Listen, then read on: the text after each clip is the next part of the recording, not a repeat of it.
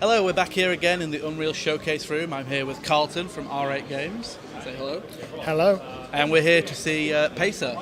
So tell me about Pacer. So Pacer is an anti-gravity combat racer up for up to 10 players, coming at 2019 to PC through Steam, Xbox One, PlayStation 4. Enhanced to native 4K 60 FPS on PS4 Pro and Xbox One X. And it was formerly Formula Fusion, is that right? Yes. It was Formula Fusion when we started. Yes. And our rebranding, re-promoting ourselves, our name change, this kind of represents the amount of difference between the two games. We've pulled back everything we did well from Formula Fusion, and we've almost completely redone the game from the ground up. So the physics have changed, we have 6 new tracks, 4 new weapons, we have redone our multiplayer netcode, we have a completely new single-player campaign. There was that much that had changed and is new and is better that we needed the name change to kind of reflect that. Yeah, so what prompted that? I mean, you say all the changes, but what prompted those changes? You know, were you just not happy with how it was going, or did you have a much grander vision in mind and it turned into Pacer? We wanted to do more with it. We wanted to do better with what we had. And we were fortunate enough to be able to do that, to be able to take a step back, look at what we've done right, and kind of improve upon that to make something more consistent and more fun. Yeah. So I got my hands on it myself. I just played a few races. It's very smooth, very fast. Thank it makes you. a good first impression. Obviously, a lot of Wipeout vibes. Yes, with the music and the anti-gravity stuff.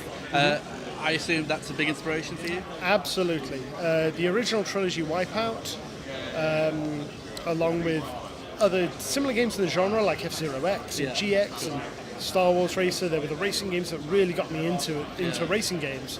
And Wipeout, more than anything, was kind of like the feel that we wanted to go for. It was recreating that sensation of how I felt as a kid. Well, I think you've nailed it. So. Thank you. So those games sort of they were popular in the 2000s, early 2000s, a lot of them. They sort of went away, but it's good to see that you're bringing them back. I appreciate that. Oh, absolutely. As a fan of that sort of genre of racing, I appreciate that. Too right. They were huge, and like a lot of people played them, like yourself, like me.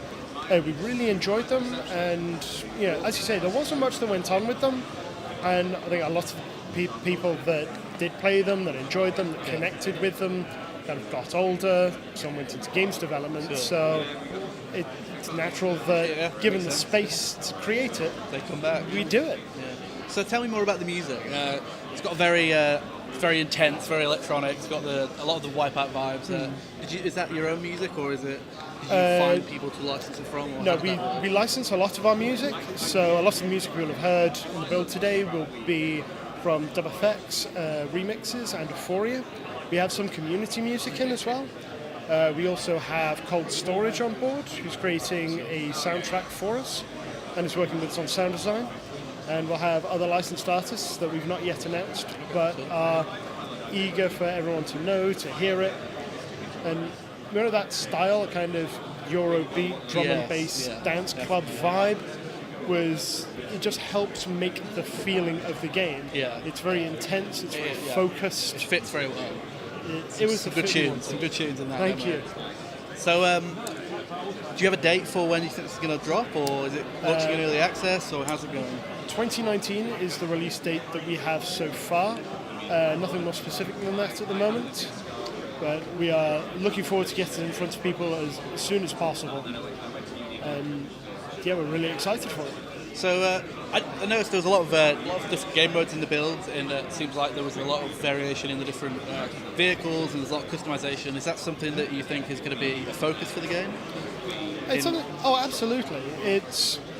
So one of the big focuses that we went in going into the game was we wanted to, again, bring a kind of a nostalgic vibe, but bring more modern elements of gameplay and game development into it. So customization is a huge thing in the game. So in the garage, we have the ability for players to customize their craft and how it looks. So you can select a base series of decals, you can put on spoilers and skirts and like wings and whatnot. Sure. But in the garage as well, you can also customize how your craft flies. So how it accelerates, how it turns, even how it hovers, is all available for players to kind of tweak and find a craft that really suits their style. It feels good to them, and just kind of expresses their method, how they enjoy playing. So I noticed seemed like there was quite a variation in the stats. Is it? Are you trying to make it so people can have fast and agile as well as slow and tanky, so you can sort of take out your opponents? Is that a viable way to play, or is it more about the speed? Well, we want to encourage as many ways to play as possible. So any craft that has a serious strength will have a strong penalty with it that you have to manage. The basic craft, as you say, are there to encourage players to have a template to work from and to tweak to be their way of playing. But we also find it is a useful onboarding process. So you're not thrust into the garage with all of these options available. You can take a basic craft and it's still viable. You can still do well with it. So tell me about the war mode I saw. It was an online campaign. So yes, the war that you saw is our online multiplayer portal. In it you will create lobbies, you will interact with other members, other players. We have up to 10-player multiplayer at launch via peer-to-peer. We will also have a competitive multiplayer with dedicated servers. And in multiplayer, there will be obviously lots of different game modes to enjoy, lots of different challenges, different ways to play. So obviously you have like the classic race that you'll be expecting, the speed lap, but we'll also have like elimination mode. So last place every 30 seconds is out. There'll be like destruction game modes. And hopefully a couple more interesting ways to play as well. Have you got local multiplayer support as well? Split screen? Anything like that? Split screen we do not have. We committed to 60 FPS, especially on enhanced through console. Split screen is not something that we could do whilst maintaining a smooth frame rate. So we have local multiplayer in the demo build that you saw. Sure, so that's Pacer. Expect that later this year then? Yes, later in 2019. And is that early access, or did I make that up? No, it's not early access. Okay, not early access. A lot of these games are still, so I have to make sure. But yeah, that's Pacer. It looks very promising. I'll have to keep an eye on that. Thank you very much. Thank you, Carlton. Been a pleasure.